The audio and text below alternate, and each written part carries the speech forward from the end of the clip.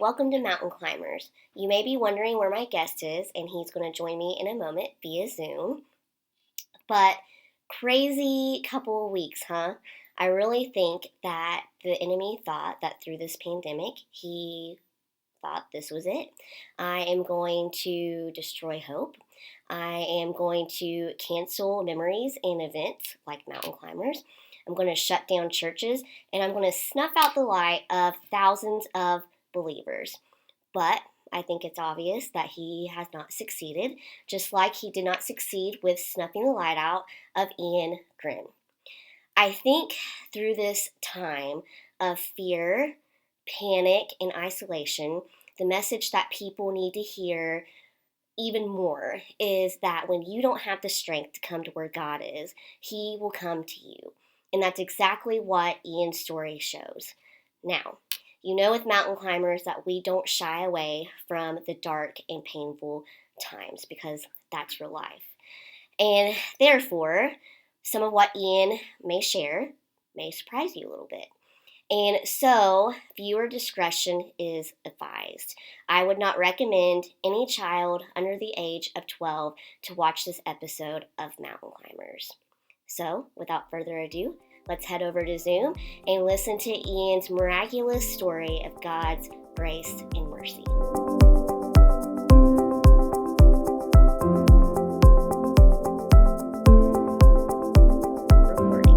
All right, hey Ian, welcome to Mountain Climbers.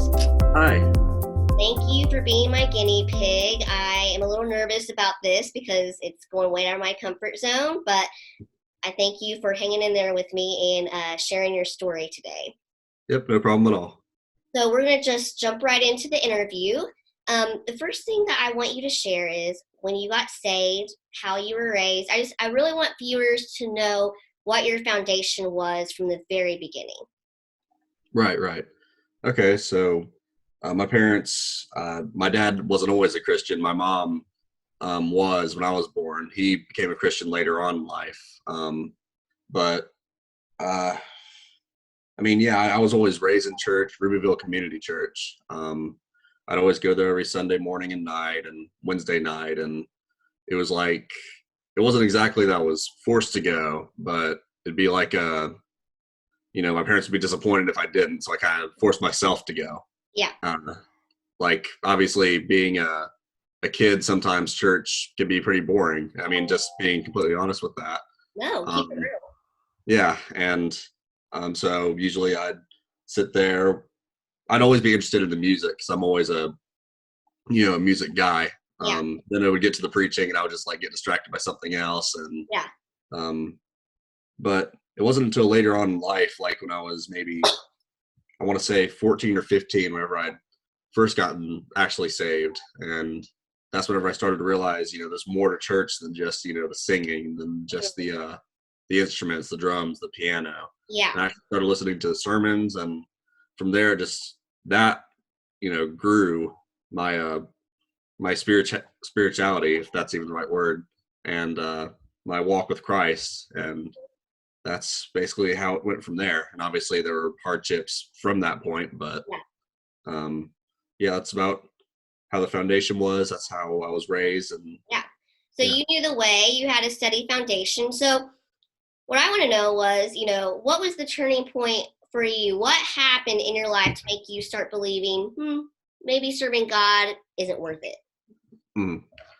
So I want to say between my 8th grade and freshman year, I don't exactly have a specific, I guess, time frame. It's been so long now, but I know it's been between one of those two times.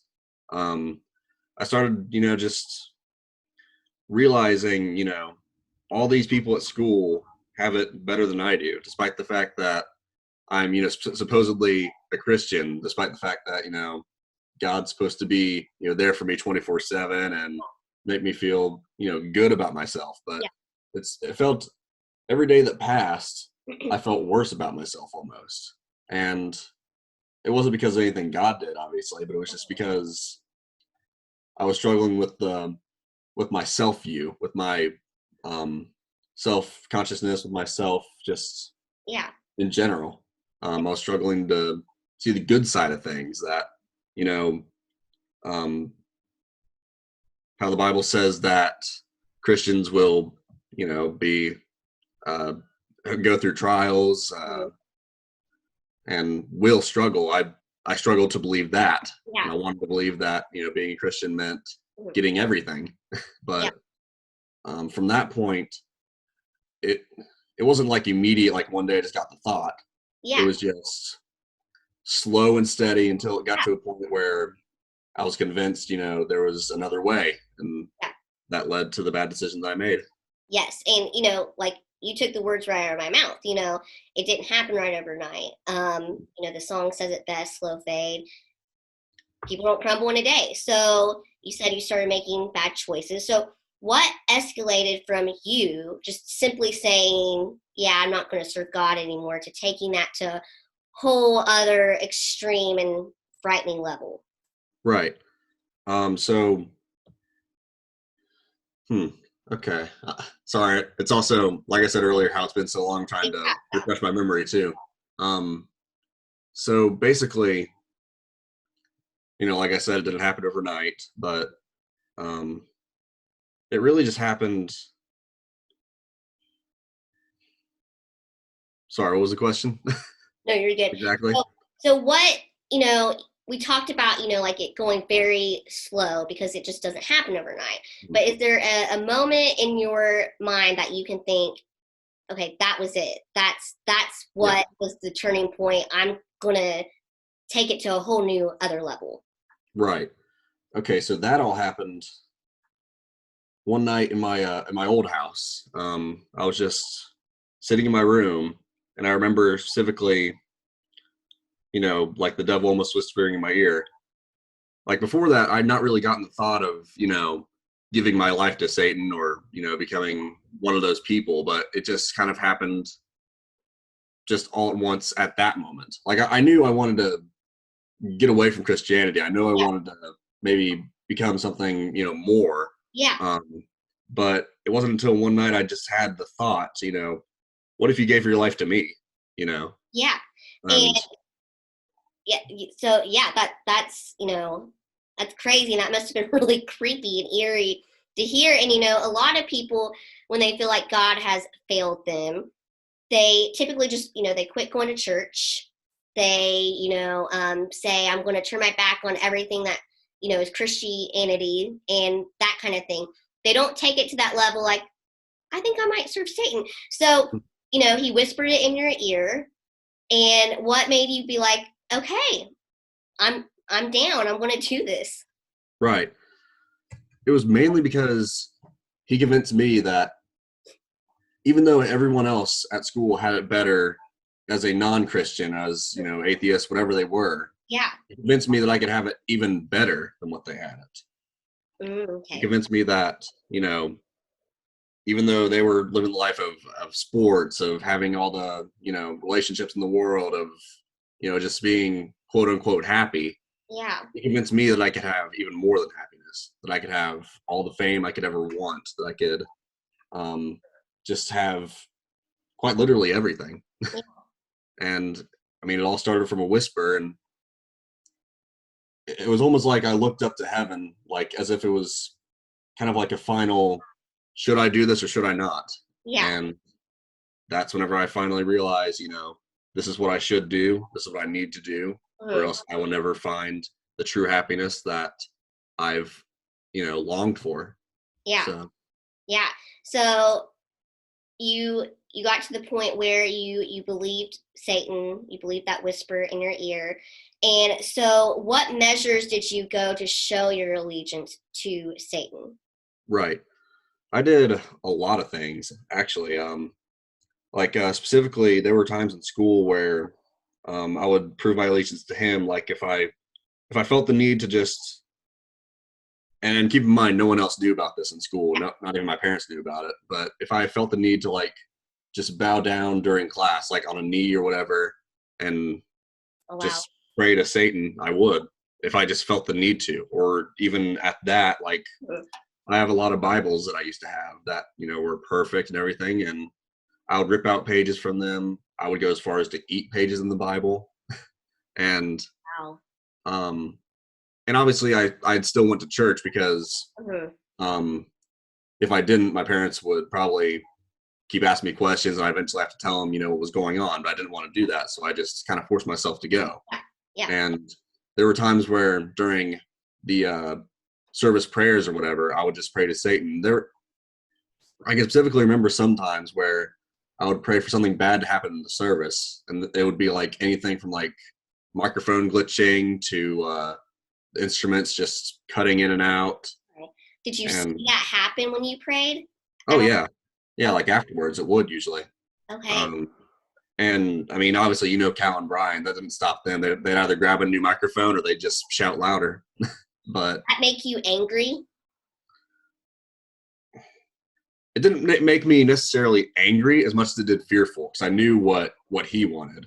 I knew Yeah. what Satan wanted, and I knew if I couldn't give it to him, then that would just lead to more consequences in the end. Because there's a huge difference between um, like if God's trying to get you to do something and you don't do it, you're not really punished, but Yeah. you kind of like think about it. But with Satan, it's a whole new Yeah. level of punishment. Yeah. You are basically tortured that night if you can't do anything, if you can't do something right for him.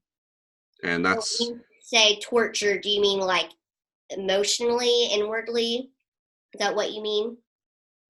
a little bit of a little bit of emotionally, but mainly it would be like on the car rides home or whenever I'd be alone in my room. Yeah. It'd be like I'd feel a sense of evil and darkness just surrounding me, as Hmm. if like I had failed, as if I Yeah. shouldn't fail again. And Mhm. that's he was trying to get me to try to almost punish myself. Like he, physically wouldn't punish me, but he would make me feel like I was a failure and that I should punish myself in, very various different ways.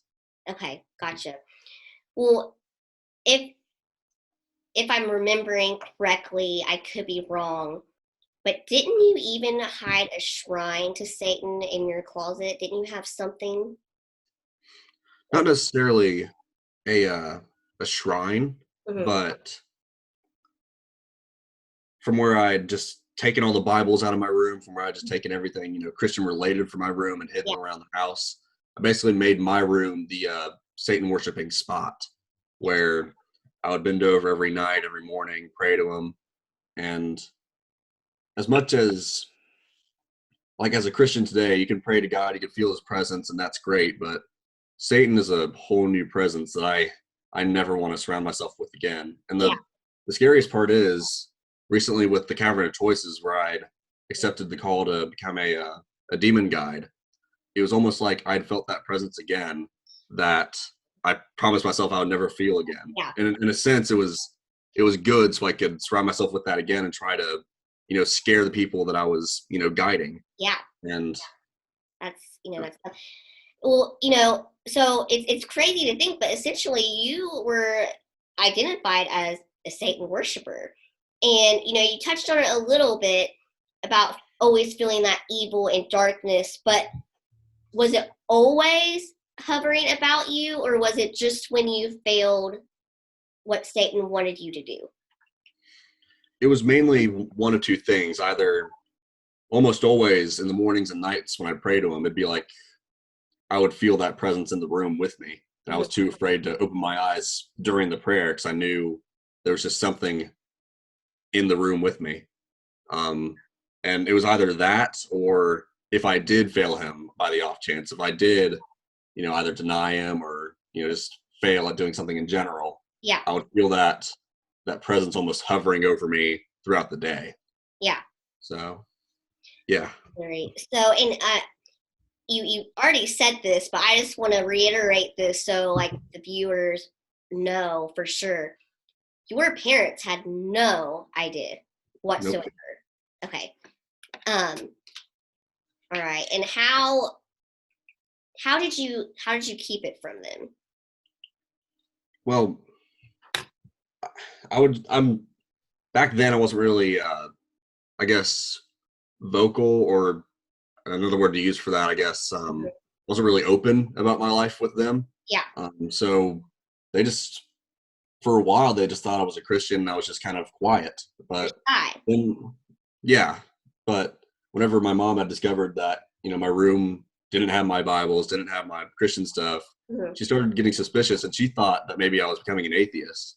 And so I convinced her that I was an atheist because I think that's a lot better than telling them I'm a Satan worshiper. So Yeah, I mean, no one would ever think there's something better than saying, "Hey, I'm an atheist," but or yeah, something worse. But there is, mm, there definitely yeah, is. somehow. Um, but so how long did you serve Satan? Do you remember that? How long did I what? Serve Satan?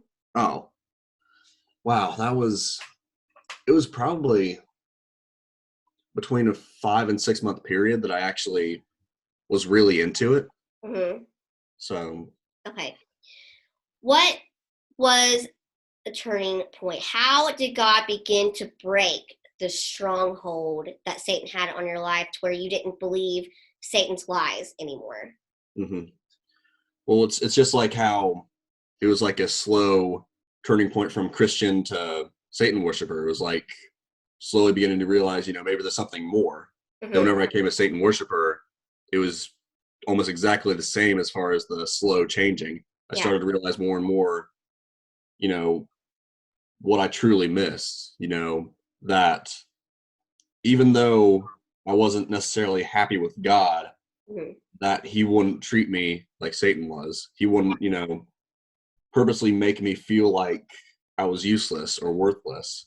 And I believe that with the more I thought about that, the more that Satan was trying to get me in a more depressed state, in a more just fearful state of, I don't know, maybe someday get me to commit suicide over something that I had done against him. Yeah. And I guess the real turning point was whenever I was in the car with my mom and we Hmm. were driving to Walmart, I think.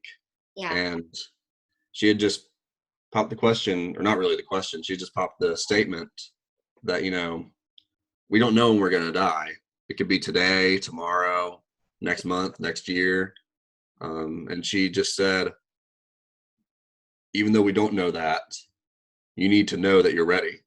Hmm. And it was almost immediately when she said that, a car had pulled out in front of us from the other side of the road Wow. and just about hit us head on. Hmm. And it was like kind of like slow motion at that time. Like I started to think I'm going to die. I'm going to probably die, burn in hell, and everything that I've done for Satan was just In vain. useless, in vain. And I mean, it was in a matter of seconds, a matter of just centimeters away that Hmm. the car missed us. Yeah. And walking through Walmart, I was just thinking about it. And driving home, I was thinking about it. When I'd finally gotten home, I had decided, this wasn't for me. I'm not meant to be this person. And Yeah. so that day I'd given my life back to God. Yeah. And That's awesome. from there, it wasn't easy. I mean, I can tell you I've made a lot of mistakes since then. Yeah. But Oh, you're. just to know that he hasn't left my side Mhm. through it all, that he hasn't made me feel like I'm worthless or useless through it all. Yeah. It That's. shows that it's worth it. Yeah. So, Well, when you got back from Walmart and you surrendered finally, mhm. how did you feel? I felt a new sense of calm, Mhm. like the evil presence that I'd usually feel when I was alone in my room. It Mhm. was just washed away. It was Yeah. gone. And I felt a new presence, That's the awesome. presence of God. Mhm. And from there, I mean, from that moment, even, I wasn't necessarily happy. I was still struggling with the depression and everything, Oh yeah. but, and the fear especially, but Mhm. I felt that this was a new beginning. And Mhm. that gave me a sense of calm, a sense of peace almost. Yeah. So, That's great. It's so amazing to, even for you. I mean, you feel this even more, but just the stark contrast between God and Satan, and mhm, what they bring to your life and what they make you feel, and I'm sure you feeling both sides, you can tell everyone, you don't want to feel what I felt. You want to Yeah. feel what God can give you. And so when you gave your life back to God, what did you do? Did you put the Bibles back in your room? Did you confess to your parents? What was the motion of events like right after you did that? Motion of events right after that. It's a little bit blurry, but I specifically remember finding where I had put all the Bibles, finding where I had like there were certain places where I'd crumble pieces of pages of the Bible where I'd throw them. I Yeah, tried to find every single one, put yeah, them back in their rightful places, and I'd gathered all the Bibles, all the Christian things, and put them all back in my room. hmm, And I mean, from there, that first church service where I had recently converted back to Christianity yeah, was a whole new just feeling, both of especially regret trying to get the church services to always, end badly somehow, and almost a feeling of forgiveness that, even though I did this, if I told Cal or Brian that they wouldn't, kick me out of the church, that they'd be just as forgiving as God. hmm, yeah. So, Well, that is good because that is a great segue into my next question. So you've given your life back to God. Your life's back on track, and no one knows what you have done mhm, except you, God, and your parents. And it could have stayed that way. You didn't have to tell anyone. But then one night, after Vespers at the altar call out at church camp, you pick up the microphone and you tell everyone what you have done. So, what was yeah. going through your mind? Were you afraid that people were going to look at you differently after you confessed that? Oh yeah, I was definitely afraid of that, and I think just that night in general was a night full of people just going up and saying stuff, Yeah. and I didn't want to, Mhm. but it was just like these people deserve to know because there were some people in that service that I prayed against. There were some people, well, when I was a Satan worshiper, I mean, that I prayed Yeah, against. yeah, There were some people in that service that, you know, were just involved in general with me trying to ruin the services at Rubyville. And for one, I felt that they deserved to know. And for two, I felt that someone needed to hear it. I didn't know who. Heck, to this day, I still don't know who. Maybe everyone needed to hear it. Maybe I just needed to hear it for myself. yeah. Mhm. But it's one of those things where you can't describe the feeling, but you just need to do it or else Yeah, you're going to regret it. yeah. Well, what's cool is, I remember that night like it was yesterday. And while everyone was shocked, they rejoiced and they celebrated with you for what God had saved you from. So what stands out to you the most about that night? That night, it stood out to me the most because I mean, I'd always been kind of not not really a I guess a reject at school, but Hmm. I just usually wasn't involved in stuff, and I kind of felt rejected from that. And not that I was rejected from the church in any way, Hmm. but I felt that after I'd told them that was just a whole new thing. Like I had so many people going up to me and hugging me. I had so many people, just giving me love that I mean, in the end, was all I'd really wanted was just to feel love from other people Yeah. and to feel wanted. And Hmm. that night, I'd felt just the happiness that I was trying to look for with Satan. Yeah. I'd found that night with God, just Yeah. realizing how many people truly cared for me, Hmm. and that made me realize that God truly was worth it. Yeah.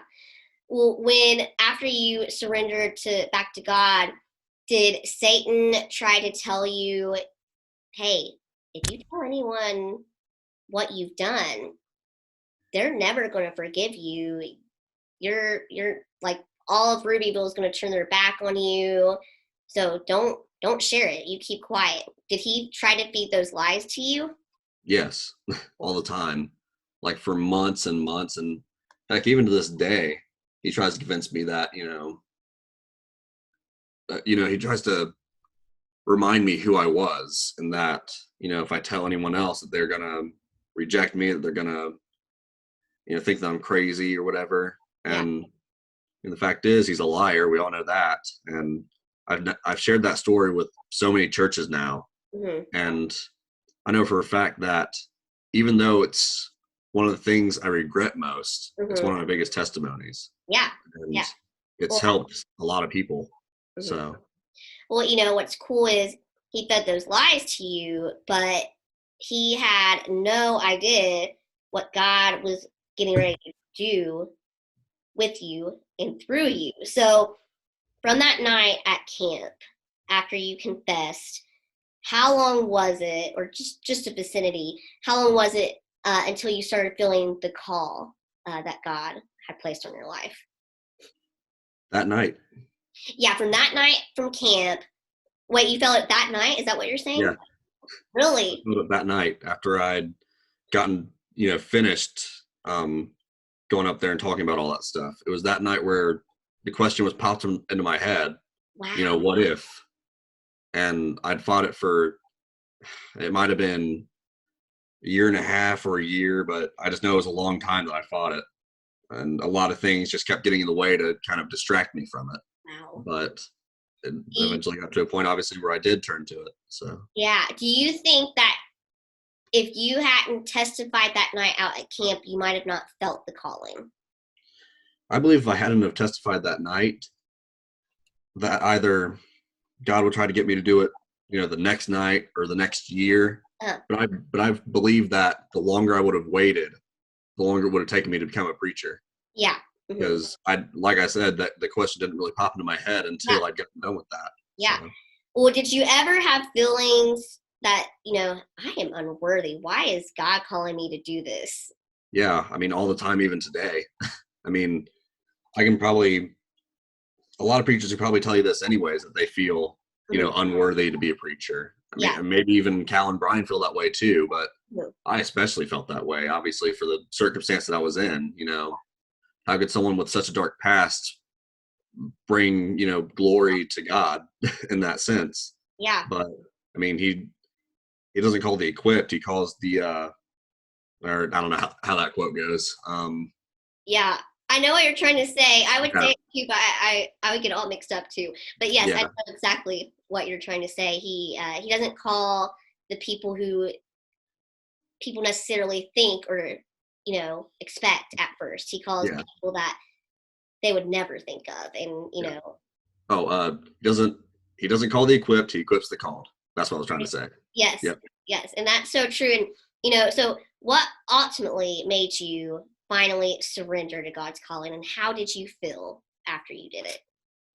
Well, the thing is, Satan had really tried to distract me, and after that night at church camp, he had introduced me to this girl, and from there, that was a huge distraction from everything. Because I mean, she wasn't even a Christian, but Oh. just the fact that a girl was into me just made me lose my actual thoughts, like Mhm. almost as if like everything that I had just given up and everything that I had just prayed about was all for nothing after this girl came into my life. And Uh, so, like I said earlier, it wasn't all easy after I got rid of Satan. He yeah. was just trying to throw more things at me. Mhm. But it was just one night, me and her had gotten in a huge argument, and we had finally, decided that we should cut things off. And Mhm. that tore me off. But throughout the relationship, it was almost a year, I was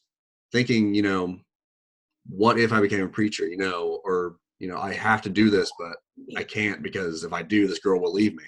Mhm. And after she had broken up with me, it was almost like that next Sunday morning, I Yeah. couldn't fight it anymore. And it was almost like God said, you have nothing to lose now. Yeah. So I Yeah. went for it and I accepted the call. That's awesome. Well, Satan had you so deep, so he wasn't going to let you go, Hmm. really easy. So Yeah. he was going to try one last thing, and obviously, again, he did not succeed. And so you accepted the call. Did you feel a weight, just release, or did you feel even more like, oh my goodness, like what have I done? That kind of thing. It was, Not that it you'd say was, it in that voice. yeah, right. Um, it was, I mean, in the beginning, like after I had done that, it was like a feeling of like a weight lifted off me. Hmm. Then immediately afterwards, I remember, um, Ron McClay coming up to me and asking me if I wanted to preach, the next month. And that's whenever I started worrying because I didn't expect to get into it that fast. Yeah. You expected to, maybe like watch other preachers and like, Yep. okay, what's my style? Like, how am I going to do this when this happens? Yeah. So where did you preach your first sermon? Which I think I know the answer now. And what was the topic on? My first sermon was at Rubyville, and wow, it's been so long. It's probably been, 2 or 3 years or something like that. I'm almost certain the topic that I preached on was, well, for one, I'd told my testimony to everybody that night too. Yeah. And for two, I'm pretty sure the main, I guess, topic in it all was that God can save anybody and everybody. And I remember that night, specifically 2 people going up to the altar after I'd given that sermon. So it helped 2 people that night. So that was pretty cool. That is awesome. So it's just amazing to see where you were at and what God brought you from and where you are now. So can you share with everyone what life is like for you right now and what exciting things do you see God doing? Right. Obviously with this whole quarantine thing, it's supposed to have put everybody down, but recently something really big happened in my life that I think is going to change my life forever, which I won't really get into that. It's kind of personal, I guess, but it's really changed my life, and I feel as though it's a God thing for sure. And maybe someday I'll share that with the church, but on top of that, I will say this year is probably been my slowest year as far as preaching goes, which obviously with the quarantine, that's understandable. But as far as, what my future holds, I'm not really sure. I mean, I know I'm going to Shawnee. I'm getting a degree in information systems management, which is just technology stuff. And I mean, for now, I'm still a preacher. I'm still going to church. I mean, I'm just happier than I've ever been. So. Yeah, that's awesome. So, last question. What advice do you have to people who are facing intense spiritual warfare, or maybe they've already gone through that battle and God delivered them, but they still feel unworthy? What would you tell them?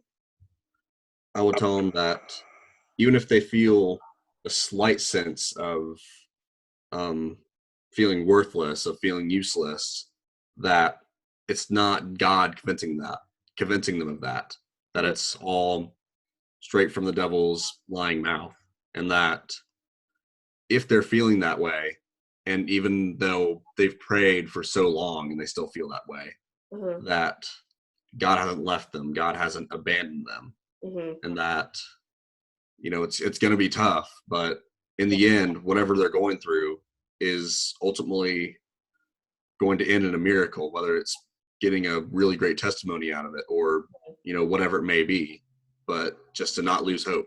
So that's great. Well, so I have a special place in my heart for anyone who's gone through spiritual warfare, because it is not for the faint of heart. It is awful. I mean, I can vouch for when you say feeling evilness. And I mean, I don't know if you've ever felt this, but I mean, when I was going through it, I felt like days my body was just going to be split in 2. It was awful. So I want to thank you for sharing all of this, because I know it was probably hard to remember and talk about, but it's going to give people hope. And the people who believe Satan's lies, that they've gone too far to where God can save them, they're going to now know otherwise because of what you've shared. So thank you for doing that. And thank you everyone for tuning in. I just hope that, you've been inspired and challenged through Ian's testimony. And above all, remember that when your strength comes from the right source, there's not a mountain you can't climb.